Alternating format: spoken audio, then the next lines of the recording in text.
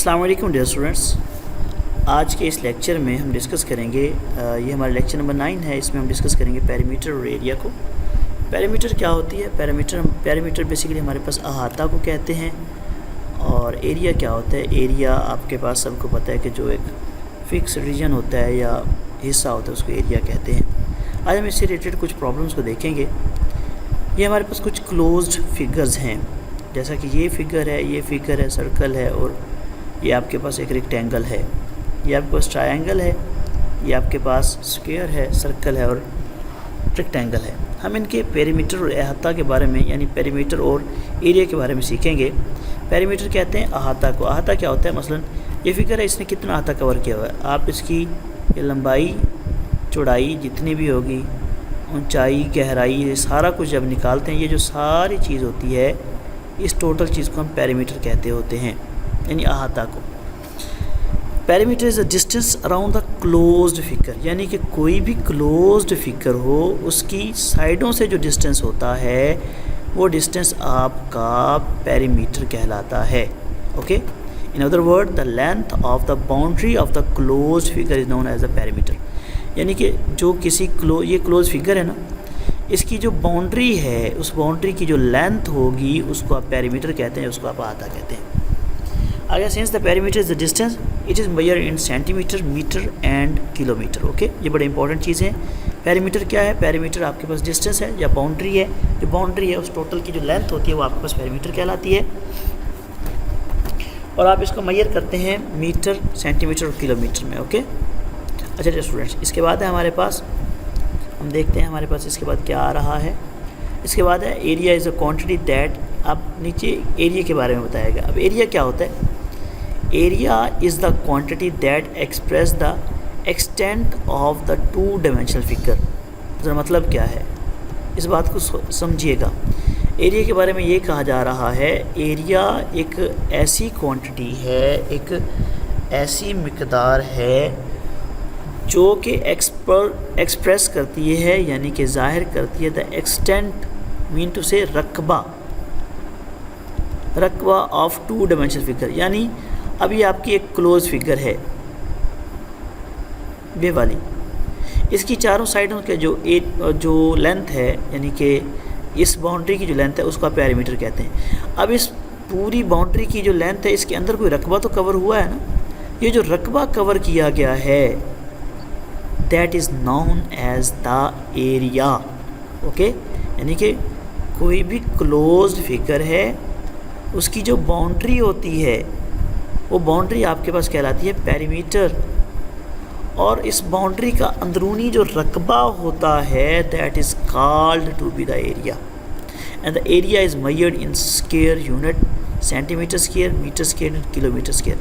ज़रा देख लें, आपका जो पेरीमीटर है वो सेंटीमीटर, मीटर, किलोमीटर में मेजर किया जाता है, जबकि एरिया जो है वो मेजर किया जाता है सेंटीमीटर स्क्वायर, मीटर स्क्वायर और किलोमीटर स्क्वायर।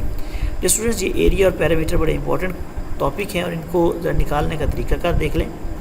अब right the formula for perimeter and area of square and rectangle. अब हमारे पास एक स्क्वायर है। स्क्वायर क्या होता है? स्क्वायर एक ऐसी शेप होती है, हमने ऑलरेडी डिस्कस किया। स्क्वायर क्या होता है? हमारे पास एक ऐसी शेप जिसकी चार साइड्स हों और चारों की चारों साइड्स जो हैं वो 90 का एंगल बनाए और चारों साइड्स इक्वल होती हैं, उसको हम स्क्वायर कहते हैं। अब पेरीमीटर ऑफ स्क्वायर क्या होता है? पेरीमीटर का मतलब क्या हुआ? इसका अहाता, मतलब इसकी इस साइड की और इस साइड की लंबाई को इकट्ठा करो तो आपके पास इसका पेरीमीटर कहलाएगा।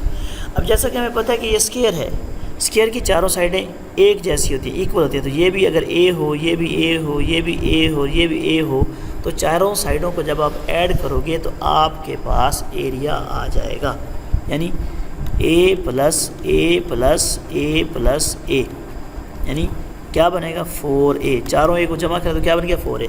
तो अगर आपको कहा जाता है कि आप एरिया ऑफ स्क्वायर निकालो तो आपके पास किसी साइड की अगर लेंथ गिवन होगी 5 या 4 या 6 या 10, तो आप उसको 4 से ज़रब करवाओगे, जो आपका जवाब होगा वो आपका एरिया कहलाएगा, सॉरी पेरीमीटर कहलाएगा। जस्ट अगेन समझ लें। फॉर एग्ज़ाम्पल हमारे पास ये एक स्क्वायर है, इसकी इस साइड की लेंथ मिसाल के तौर पर 5 सेंटीमीटर है। अब अगर आपने इसका एरिया इसकी टोटल पेरीमीटर निकालना है तो आप इसकी चारों साइडों को यानी अब ये स्केयर है, स्केयर की हर साइड 5-5 सेंटीमीटर के इक्वल हो, क्योंकि हमें पता है कि स्केयर की हर साइड इक्वल होती है। ये भी 5 सेंटीमीटर, ये भी 5 सेंटीमीटर, ये भी 5 सेंटीमीटर होगी, ठीक है। अब अगर आपने इसका एरिया पेरीमीटर निकालना है, यानी कि अहाता निकालना है, तो इसका फार्मूला क्या होगा, 5 + 5 + 5 + 5, यानी 5 को 4 दफ़ा ऐड कर लेंगे, 5 × 4 = 20। तो अगर आप इसको डायरेक्ट निकालना चाहते हैं तो 4 × 5 कर दें तो तब भी आपके पास 20 आएगा। तो यही बात आपको बताई जाती है कि पेरीमीटर ऑफ स्केयर क्या होता है, कि अगर आपको जो आपके स्केयर है उसकी चारों साइडों को जो है, बेसिकली चारों साइड इक्वल होती हैं, अगर आप उसको 4 और ए की फॉर्म में नाम दे दें, ए से मुराद होगा लेंथ ऑफ साइड, तो आप इसकी मदद से डायरेक्टली पेरीमीटर ऑफ स्केयर निकाल सकते हैं। मसलन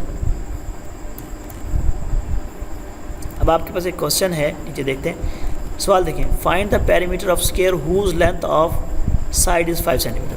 अब आपको ये कहा जा रहा है कि आपने भाई पेरीमीटर ऑफ अ स्केयर निकालना है, यानी कि अहाता ऑफ स्केयर निकालना है।